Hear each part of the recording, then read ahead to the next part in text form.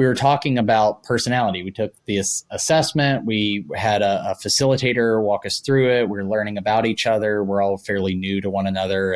And so we're trying to, find out what are your strengths, what are mine. And they talked about just the refinement of personality. And my thing through some of my education and my own personal work that I've done is getting to a place where your personality isn't actually who you are. But it was a way in which for you to make your way in the world and survive for a period of time. And then later on, at some point in life, you get to decide, well, is that it? Or do I really want to take off the mask? It's really hard to do that. And the reason is, and I find this difficult, I'll speak for myself. The reason I find it difficult sometimes to take off the mask of, say, achievement or class clown or know-it-all or whatever it may be, is it actually worked quite well for a long period of time. And so for me to say, well, yeah, I should elevate my consciousness. I should evolve my thinking. I should push into this area of growth. I don't fully understand, but it seems to resonate with people and or with me. And there's something there, but I can't put language to it. But why should I leave something that's working? Like, if it ain't broke, don't fix it, which I think is actually a false thing. Like, did it really work? I mean, it did something, but was it really working for you?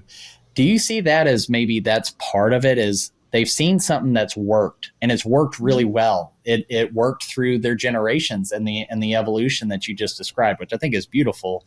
And I've never heard someone describe it that way. Do you think that holds them back? Like, past success is the greatest enemy of future success sort of thing? I think there's a few things going on here, Kenny. I think, yes, I do think that past success gets in our way because we live in a world that is profoundly and constantly changing. You can't go back and just hang on to whatever you did last year or 5 years ago. You just have to keep transforming and evolving to keep up to date. That's all there is. So I think and yes, it takes energy and effort to do that. And a lot of organizations don't put effort into ongoing training of their people or their leaders. So that's part of the resistance piece. But I think it also goes back to what you said before. You used an E word before, and I think that that's really important. It's empathy. So I think, what's happening also, even just from the generational vantage point, or even from the vantage point of leaders versus workers, and there's a lot of stuff being put out on the importance of emotional intelligence in leaders today and being empathetic, et cetera. And there's a reason for that.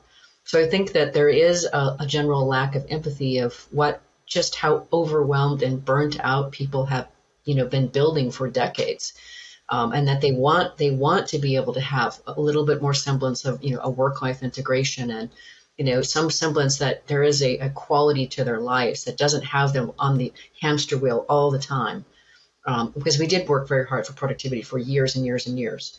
So I think that there is a missing of empathy. There's an opportunity to develop more empathy and emotional intelligence in leaders and for themselves and into their workplace.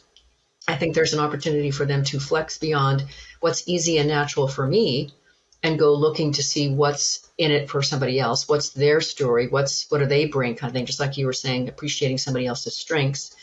The generations can each teach each other. So I think that there's an awful lot going on here that adds to the resistance. And a lot of it just comes down to not being prepared for the blast that's come their way as leaders. And I really have a lot of empathy for them because, man, that's a tough space to be in.